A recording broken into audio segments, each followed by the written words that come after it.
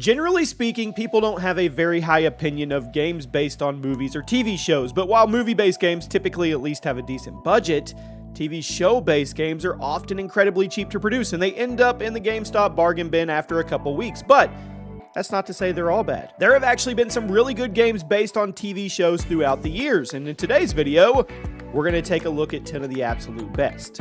Welcome to the Gaming Vault, everybody. Jimmy or Chaos here, and today I'm going to keep this list limited to games that are directly based on a TV show. So even though franchises like Pokemon do technically have a TV show, that's not what the games are directly based on, so the Pokemon games won't be on this list. And the same goes for most superhero games. Spider-Man, Batman, they both have plenty of TV shows, but unless their video game is directly based on a specific show, I'm going to leave it off the ranking.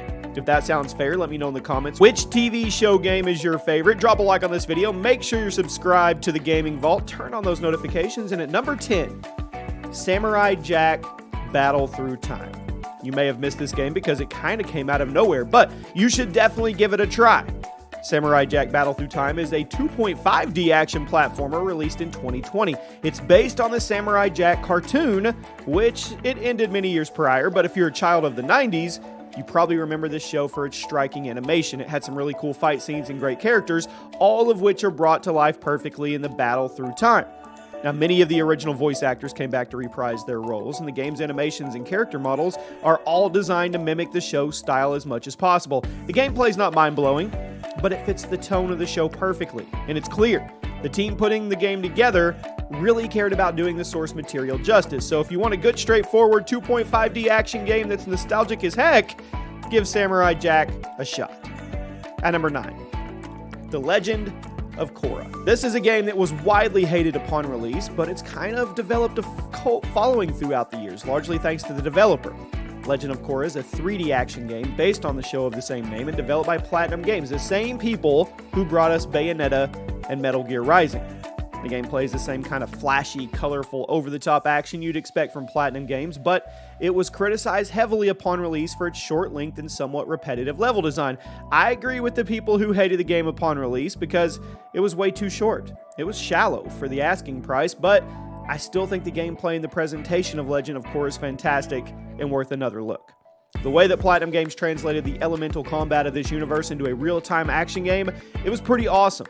The animations are nothing short of gorgeous, so sure, the writing was subpar, and the length left a lot to be desired. But the core gameplay, it was good. Unfortunately, it was a digital-only release, and it's since been delisted, so you can't even buy it anymore, but if you do a little digging, it's possible to find it online, either by getting the PC version or by emulating the 360 or the PS3. At number 8, Star Trek Bridge Crew. Released in 2017, this is a game that probably won't be for everyone.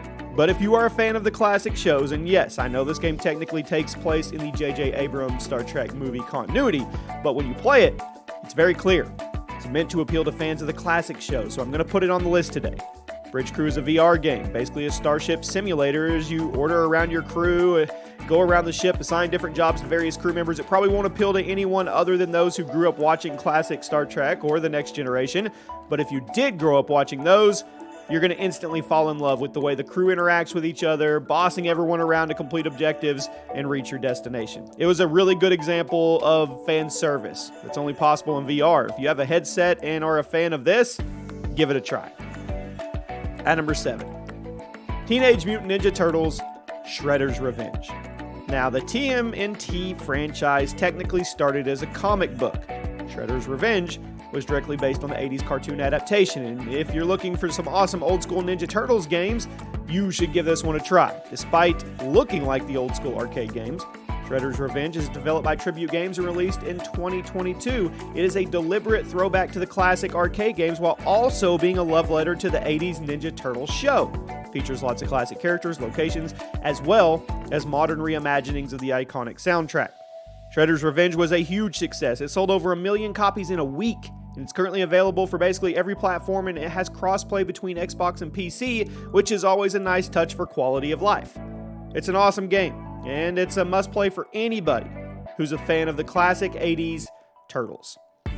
At number 6, Nickelodeon All-Star Brawl 2. Now, this game has been criticized for being a bit too similar to the previous All-Star Brawl, which had only come out 2 years prior, but I think the gameplay is great. It's very clear that the team really cared about properly representing all the different TV shows and characters who appear in it. 2 is a platform fighter very clearly inspired by Super Smash Bros., but the character roster is entirely made up of characters from animated Nickelodeon shows. You have SpongeBob, Avatar: The Last Airbender, Jimmy Neutron, Hey Arnold, and many more. There's even a single-player roguelike mode where you play as Danny Phantom and you attempt to stop the evil Vlad Plasimus from taking over the multiverse. I hope I said that right. I bet a bunch of you got a kick out of that because Danny Phantom is one of those Nickelodeon franchises that was super popular in the mid-2000s, but then it just disappeared. Nickelodeon All-Star Brawl might not be the most unique game in the world or on this list, but it is a very lovingly crafted one. Super fun, lots of great fan service, which is what you're looking for in a game based on a TV show. At number 5, Telltale's Game of Thrones. I bet you forgot about it. They're known for their adventure games, the most famous being their adaptation of the Walking Dead comics, but in 2014 they did an adaptation of the Game of Thrones TV show that flew under the radar, and I'm not really sure why. It was good, really good. The Game of Thrones played basically the same way all their other adventure games do. It gives you a ton of choices to make as you work your way through a new story that took place during the 3rd, 4th, and 5th seasons of the show, which are arguably some of the best. Even featured a bunch of the show's actors lending their likeness and voices to the game to make it more authentic. There's also a bunch of new characters made for the game, and Telltale's exciting writing, it fit right into the continuity of the show. It served as an awesome side story to the events that HBO was producing at the time. It was an excellent adventure game, great addition to the HBO Game of Thrones universe, but unfortunately, work on a planned sequel was shut down following layoffs at the studio. But given the way the Game of Thrones show ended, it might have been for the better that Telltale didn't have to adapt that part of the story. But if you're looking for something because you're all into House of Dragons and you just want more Game of Thrones just content and you've never played it, go give it a try. At number 4, DuckTales Remastered. DuckTales was one of the best Disney shows of the 80s. It received an awesome 2D platformer adaptation for the NES back in 1989. That was DuckTales Remastered, is a massive update for the original game that released. This released in 2013. It updated the classic visuals, new art style, better represented the DuckTales cartoon. It also added full voice acting, which was absent from the original game because there was a lot of technical limitations in the 80s. The character models in DuckTales Remastered are hand-drawn. Several aspects of the gameplay were tweaked a bit to make them play better with modern controllers, and the end result is a genuinely excellent 2D platforming game that is overflowing with nostalgia. It was intended to be a small project with a moderate financial return, but it ended up being way bigger. It was a bigger hit than Capcom expected. It received critical acclaim and sold far more than it was projected to. At number 3, South Park: The Stick of Truth. Obsidian Entertainment are some of the most beloved RPG developers in the industry today, and it shouldn't be shocking that when they were tasked with making a South Park RPG, they killed it. The Stick of Truth is an RPG very similar to the Paper Mario series, where you play as a new character in South Park, get involved with a crazy live-action role-playing game with the cast of the show, and the whole thing was written by Matt and Trey, the same guys that write the show, which gives the Stick of Truth a ton of authenticity that most licensed games don't have. This game's writing is top-notch, but the gameplay, it was awesome too. It perfectly recreated the South Park art style and engaged you in a fun turn-based combat and open-world exploration. It not only holds up for fans of the series, but also for people who just like a good, funny RPG. And if you've never watched the show, you'll probably still get a kick out of this game. At number 2, The Simpsons Hit and Run. Released in 2003, it's more or less just a Simpsons-themed ripoff of the classic Grand Theft Auto. But you know what? I'm okay, and everybody was okay with it because it was awesome. The game follows the Simpsons family trying to deal with the town of Springfield falling into madness following the release of a new version of a popular soda. Ultimately, reveals a sinister alien conspiracy.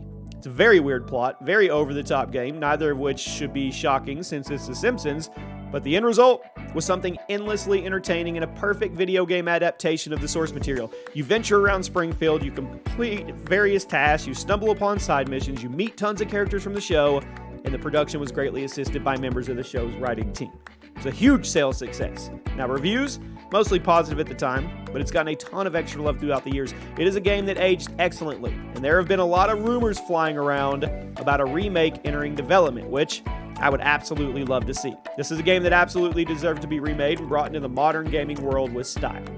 And now we arrive at number 1. The best game based on a TV show has to be SpongeBob Battle for Bikini Bottom Rehydrated. There's so many 3D platformers based on SpongeBob, and the general consensus is this is the best one. Battle for Bikini Bottom was first released in 2003, but the rehydrated version, which was a full remake for modern hardware, was launched in June of 2020. It was nothing short of excellent. You play as SpongeBob, of course, and the gang as they try to stop a robot invasion of Bikini Bottom led by Plankton. The gameplay, it's classic. Early 2000s 3D platforming, while the story, it features all your favorite characters and locations from the early seasons of SpongeBob. They're all tied together with some surprisingly great writing and humor that ensures there's never going to be a dull moment.